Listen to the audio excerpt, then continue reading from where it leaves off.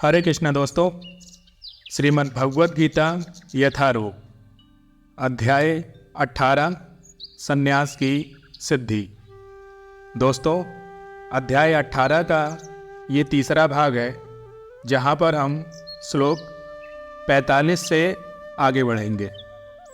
इसके पहले के सभी श्लोक हमने पहले के 2 भाग में पूर्ण कर लिया है। आज हम श्लोक 45 से आगे बढ़ेंगे।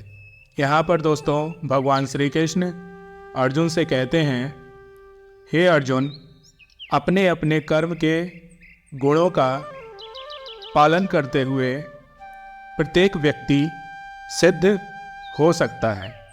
अब तुम मुझसे इसके बारे में विस्तार से सुनो।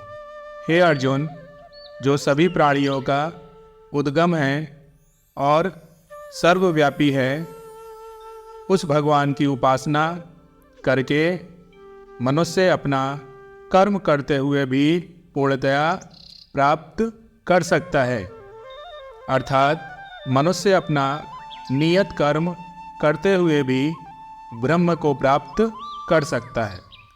हे अर्जुन, अपने स्वधर्म कार्य को करना, चाहे वह कितना ही त्रुटिपूर्ण ढंग से क्यों न किया जाए, अन्य किसी के कार्य को स्वीकार करने और अच्छे प्रकार से करने की अपेक्षा अधिक श्रेष्ठ है।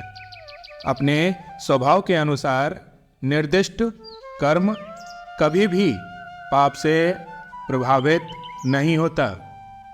हे अर्जुन, प्रत्येक प्रयास किसी न किसी दोष से ढका होता है। जिस प्रकार अग्नि धुएं से ढकी होती है, इसीलिए हे कुंती पुत्र, मनुष्य को चाहिए कि स्वभाव से उत्पन्न कर्म को भले ही वह दोषपूर्ण ढंग से क्यों ना हो, कभी त्यागे नहीं। जो व्यक्ति आत्मसंयमी तथा अनासक्त है, जो समस्त भौतिक भोगों की परवाह नहीं करता, जो संन्यास के अभ्यास के द्वारा कर्म फल से मुक्ति की सर्वोच्च सिद्ध अवस्था प्राप्त कर सकता है। हे कुंती पुत्र, जिस तरह इस सिद्धि को प्राप्त हुआ व्यक्ति परम सिद्ध अवस्था अर्थात ब्रह्म को, जो सर्वोच्च ज्ञान की अवस्था है, प्राप्त कर सकता है, उसका मैं संक्षेप में तुमसे वर्णन करूंगा। अब तुम इसके बारे में विस्तार से सुनो।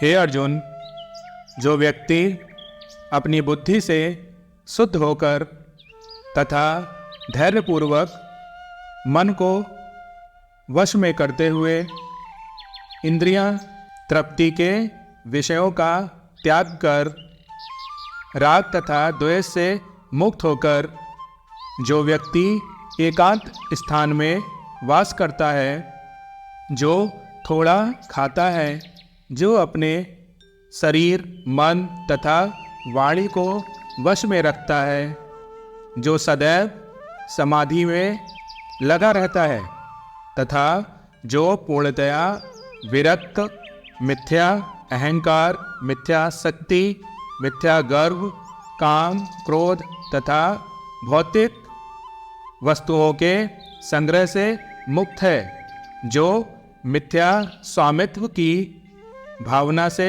रहित तथा शांत है, वह निश्चय ही आत्म साक्षात्कार के पद को प्राप्त कर सकता है।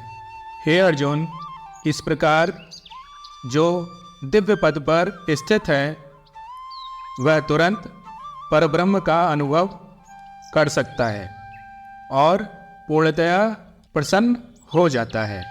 ऐसा व्यक्ति ना तो कभी शोक करता है, ना किसी वस्तु की कामना करता है। ऐसा व्यक्ति प्रत्येक जीव पर समभाव रखता है।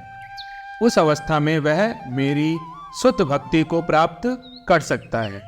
हे अर्जुन, केवल भक्ति से मुझ भगवान को यथारूप में जाना जा सकता है। जब मनुष्य ऐसी भक्ति से मेरे पूर्ण भावनामृत में होता है तो वह वैकुंठ जगत में प्रवेश कर सकता है। इस प्रकार अध्याय 18 में हमने श्लोक 45 से श्लोक 55 तक पूर्ण किया। आगे के श्लोक हम अगले भाग में पूर्ण करेंगे। इसी प्रकार आप हमारे साथ बने रहिए, भगवत गीता का आनंद लीजिए। यही वो ज्ञान है जो मानव जीवन को सही राह दिखाएगा, जीवन जीने का सही तरीका बताएगा। भगवत गीता सुनिए और सुनाइए। हरे कृष्णा हरे कृष्णा।